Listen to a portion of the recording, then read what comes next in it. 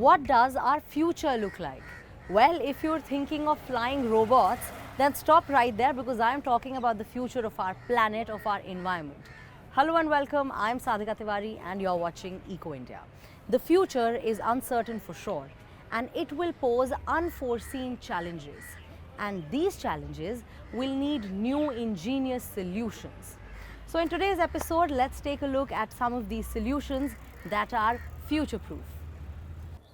Let's start with tiny non-suspecting insects and the protein that they offer as feed, especially for shrimps. India is the world's top shrimp producer and over 40% of the shrimp available in the markets in the US has been exported from India. But shrimp farming in India comes with its own set of challenges. Let's head to Tamil Nadu to look at a shrimp farming model that comes with the promise of profitable sustainability, and who doesn't like that?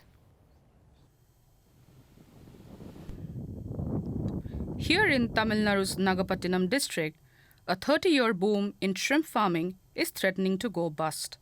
Shrimp farmer Shiva started with a small farm and over the years has grown his operations to cover hundreds of acres. However, with every year, his incentive to continue is shrinking. Money making, பணம் சம்பாதிக்கணும் சமுதாயத்தில் ஒரு அந்தஸ்து The reason I chose shrimp farming was to make more money. I wanted to earn more than traditional crops could offer. The industry used to generate great profits for everyone in the business, quadrupling your investments in no time. Today we are selling our shrimp barely at cost. And that is if everything goes perfectly through the year. இதுமே 100% கரெக்டாக வந்துச்சுன்னா தான். The biggest reason for falling profits in shrimp farming is fish meal.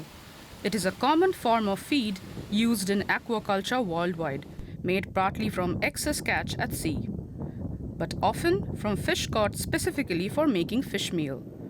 While demand has exploded, the amount of fish in the oceans has reduced considerably. As a result, shrimp farmers have had to seek out alternatives, like mixing in feed made from insects along with the expensive fish meal. Insect farming in India, it's started some recently only. So the interest in insect farming in India came only in the context of environmental management to convert these municipal and then organic waste. But after that, only people know that the nutritional profile of the insect meal matches the requirement of most of our candidate species. So in that context only, insect meal is getting considerable importance, particularly for use in aqua and animal feed sector. What began as a cost-saving strategy has surprised Shiva with its results. The shrimp are growing faster and better than they used to with fish meal.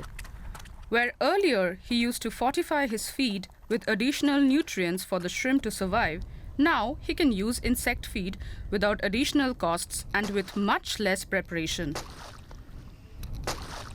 Insects போறப்போ Since insects don't need to be crushed, boiled, and processed, there is no wastage like shell and bone, so handling is easier.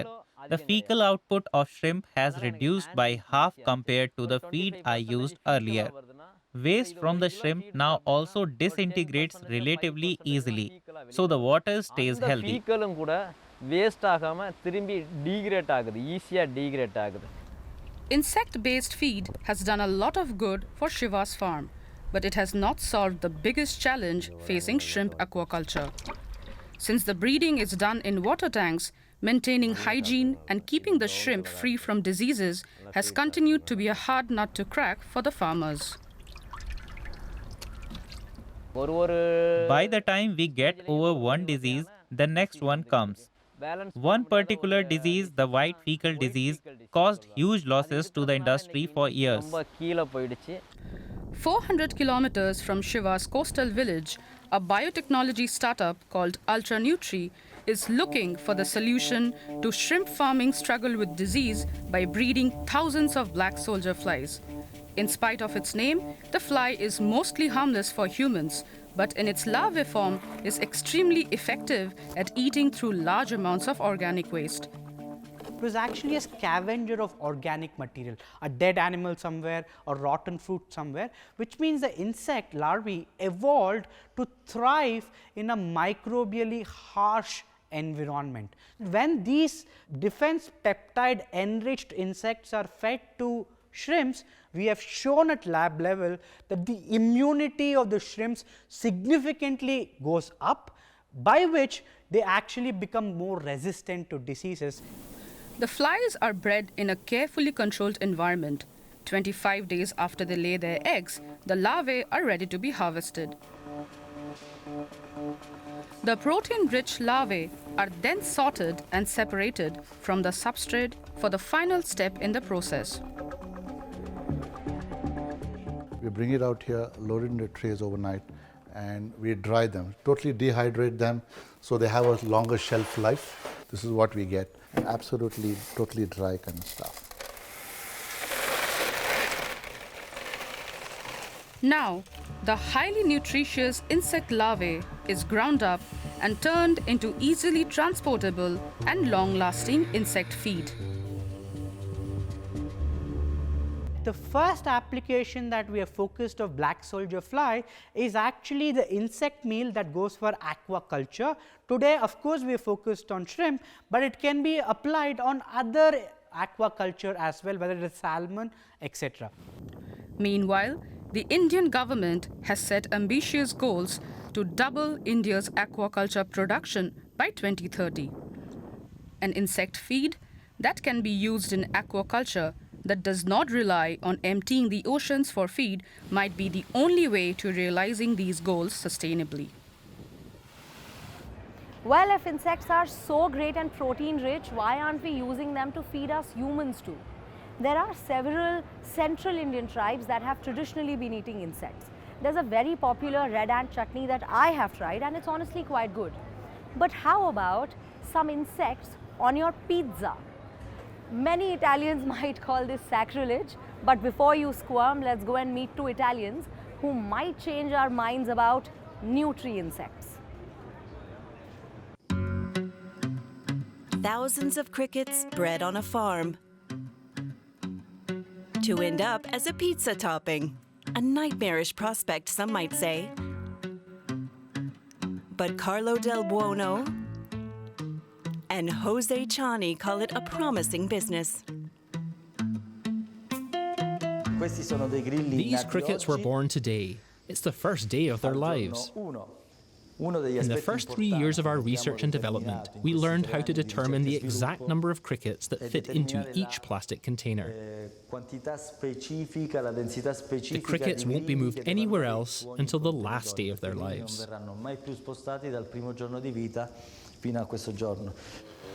Jose Chani and a friend founded the startup Nutrinsect in this former warehouse in Monte Cassiano in Italy.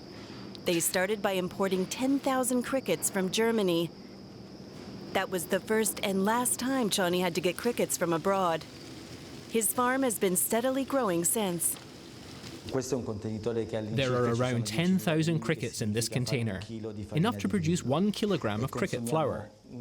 It contains over 60% protein, and we only need 5 litres of water per kilogram of crickets, while 1 kilogram of beef requires 15,000 litres.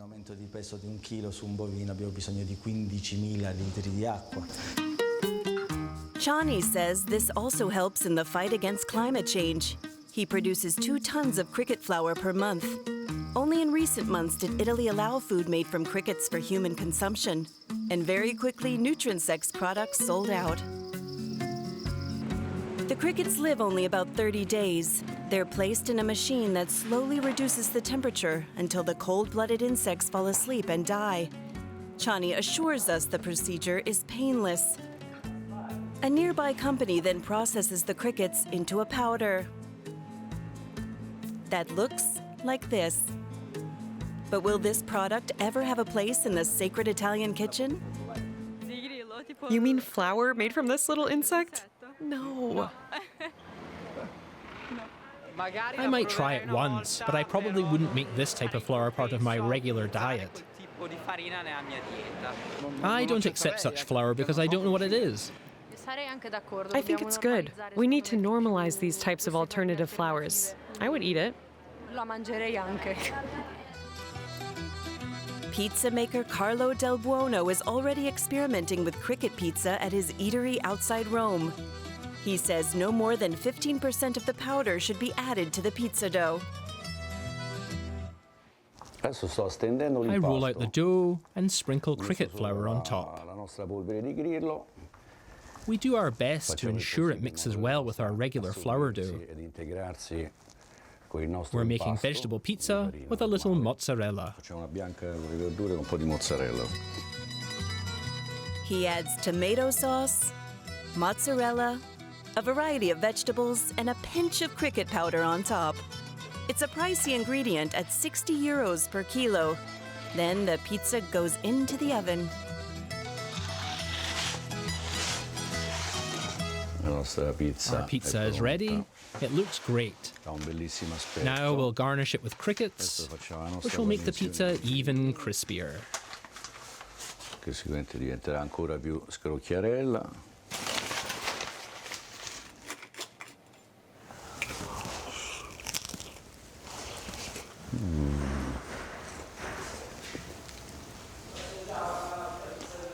Delicious, very good, tasty cricket pizza. Very good.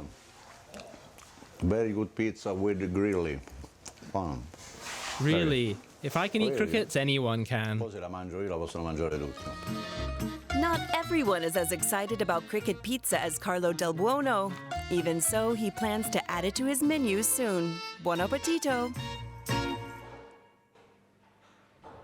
If you've ever been to Kashmir, the one thing I bet you can't miss is the Dal Lake in Srinagar, the state's summer capital. I love going there, but the place is usually very crowded, flocked by tourists, with everyone wanting their perfect sunset. Tourism, urbanization and industries have choked the waterway with weed infestation, garbage and pollution. The residents have now taken the matter in their own hands to save the lake. Shikaras are a popular photo motif for tourists up here. The small water cabs carry vacationers to their accommodation. The houseboats which have been moored on the banks here since British colonial rule. Back then, it was forbidden to build houses along the water. The British left, but the houseboats stayed. Right now, things are a bit calmer on Dal Lake. It's off-season and Manzoor Ahmad Shalla can take a much-needed breather. For generations, he and his family have lived off tourism here.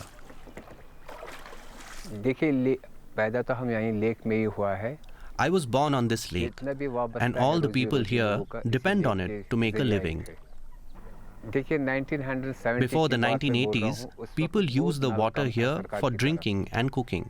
But ever since 1991, a steady rise in human activity has led to increased pollution. Dal Lake is located in the Kashmir Valley, at an altitude of around 1500 meters between the Zabarwan mountains and the megacity of Srinagar. More than 44 million liters of wastewater flow out of the city into the surrounding area every day. There are also around 50,000 people living around the lake itself, who dispose of their waste on the shore. Ankara and her father have come here for a vacation from Ireland. They are disappointed with the state of the lake. I think there's always this connotation with a lake that it's going to be nice and blue, or, but I think very different because they're living on it, and obviously you can see there's a lot of rubbish and a lot of plastics that are still just thrown in it.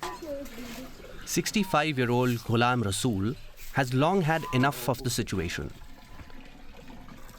Every 20 days or so, he and other residents of his village set about collecting the garbage left behind by both local people and tourists. But he knows that more needs to be done. The influx of wastewater into the lake has to stop, he says. And so, for several years now, he has also been working to develop a local sewage system. The drainage system you are looking at here was inspired by one we built 20 years ago. Our family dug 2 trenches for 21 houses, and the drainage flows down to a deep pit we made. At first, I took the initiative to stop the sewage runoff in my own home, using what I knew and on my own volition. When the local administration saw what I had done, it decided to build the drainage system you see here, connecting the whole area to it. There is still some work left to do, but it will be finished soon. From there, the drainage network runs right around the area, serving the entire neighborhood, which is home to around 120 families. Following on from the success in his own village, Ghulam Rasool now wants to build a sewage network in other villages too. Many of his neighbors grow their own food, earning money through the sale of cabbage leaves, carrots, and lotus roots. They're all interested in having a cleaner lake, and so they get together regularly to work at it. Siltation is another big problem in the lake. We try to tackle it ourselves using traditional methods like dredging canals and removing the silt ourselves, and then using it as fertilizer in our fields. Residents are working together to save the lake. If anything happens to this waterway, we will lose everything. So other residents, including farmers, boatmen, and other lake dwellers belonging to 8 communities, need to get on board and work with us. A few years ago, the government decided it had a radical, quick solution to the problem. It resettled around 10,000 of Dal Lake's residents, moving them to the other side of Srinagar. But they have no way of earning a living there, so they come here during the day to earn money. The government has undertaken other measures too. It has invested around 30 million euros in dredgers and floating sewage systems in order to prevent the untreated inflow of feces, oils and soap from the lake's houseboats. And it has installed sewage treatment plants on the shores of the lake. But Professor Manzoor Ahmad Shah, a botanist at Kashmir University, says such solutions don't go far enough. It has been a system which has been largely so far managed as an engineering system through engineering approaches. Just go for dredging, put these pipes, put these aeration systems. We have to understand the ecology of the science of ecology of the system in its totality. In recent years, the lake's water level has dropped, destroying the habitat of some native animal species. Meanwhile, invasive plant species have spread, harming the lake's ecosystem. But there are possible solutions. Through science, we are trying to find some value, for example, try to find some dyes, waxes, paper, some medicine, out of these invasive species.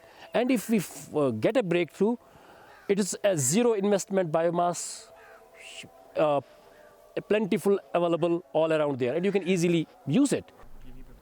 The botanist also suggests implementing a 5% tax on tourist-based income. The resulting revenue could be put directly towards recovery measures for the lake. Manzoor Ahmad Shalla very much hopes that Dal Lake will recover soon. It's the only way to ensure that tourists will keep coming here, and that in turn will enable future generations like that of his children and grandchildren to earn a livelihood. From the lakes in Kashmir, let's now head to drought-ridden Catalonia in Spain. Spain's droughts last year were among the top 10 costliest climate disasters across the world, and they are increasing in intensity and frequency with time. The dryness, among other things, impacts tourism and agriculture, both of which are crucial to Spain's economy. A few local scientists are trying to find a way out of this by reusing and recycling water. Water that's good enough to drink? That's what workers here at the Tordera desalination plant in northeastern Spain are testing for. The region is increasingly looking to removing salt from ocean water as the solution for their water problems.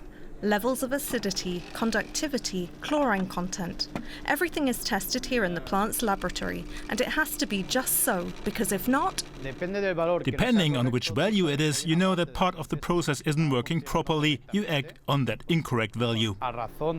In other words, the laboratory people communicate with the operator, and then the operator in turn acts on the process. It's a painstaking process, but essential. More than half of ocean water processed at the plant becomes a salty brine, pumped back out into the sea. The rest is piped to the surrounding communities. That's part of Miquel Pamaola Garcia's job. He has worked at the plant since it was built in 2002. Since then, it's doubled its capacity. This is a really touristy area, and as well as being a touristic area, it's a very agricultural zone. Then further up the river, there's quite a bit of chemical industry that needs water. The regional government plans to triple the plant's current size by the end of the decade to combat ongoing drought. But desalination is expensive, and there are other problems. The challenge is to attain the same amount of water or more, but with less energy consumption, so by improving efficiency. The most modern plants have already made changes to increase efficiency, but it is quite complicated. The neighbouring Tordera River is dried out as far as the eye can see. Almost 4 years of less than average rainfall is devastating the region of Catalonia. Reservoir levels have dropped from more than 90% in April 2020 to less than 20% in 2024. Water-saving restrictions on residents have gradually been ramped up. It's a fact that makes us more aware that the impact of climate change, of the climate crisis, is more severe in the Mediterranean region than in other parts of the world. There have always been episodes of drought in the Mediterranean, but the duration of them now, the drastic rise in temperatures, all of these conditions are unprecedented. It's early in the season in Lloret de Mar, but hoteliers are bracing themselves for an impact. Around 19 million people visited Catalonia in 2023, and tourists are large consumers of water, using up to twice as much as residents by some estimates. The government is considering imposing new water use limits on hotels. It has some residents reliant on the industry worried. You can't tell a tourist what water they can and can't use. That's the major concern. It's not a problem of the foreigners and whether they use more water or not. We rely on tourism, and in September, October, it will be over and we will be looking for tourists to come back. So this is the situation we are in right now, but I don't think tourists should have to pay for this. The Samba Hotel offers a potential solution to save water. When it was renovated around 25 years ago, the hotel installed separate pipes. Grey water, water used in baths or showers, for example, is piped back for use in the toilet. It's first treated in the basement. The hotel claims to have saved around 15 million litres of water and made substantial economic savings. I think it's something where hotels that are already finished need to take advantage of a renovation situation, and that it should be mandatory for all new hotels to be built with this system installed. At the nearby Catalan Institute of Water Research, scientists are investigating the impact of Catalonia's drought, how river ecosystems, for example, cope with little water. The organism community withstands it quite well, because it is a community that is well adapted to the conditions of the Mediterranean climate. But if the interruption lasts a long time, then there could be serious impacts. In the same institute, Gianluigi Buttiglieri is working with water from the Hotel Samba on new solutions, filtering the hotel's grey water through plants and soil to clean it, a system that's already been tested there but is now being tried with edible plants like this mint. Researchers estimate costs for such a solution could be recuperated in 5 to 6 years.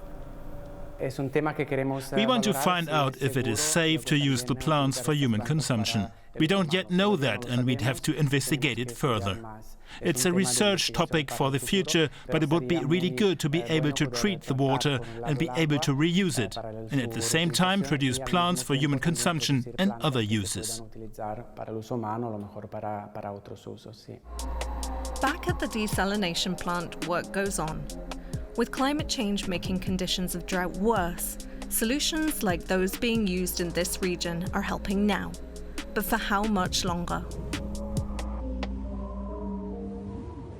The future may seem scary, but it is solutions like these that make it less bleak.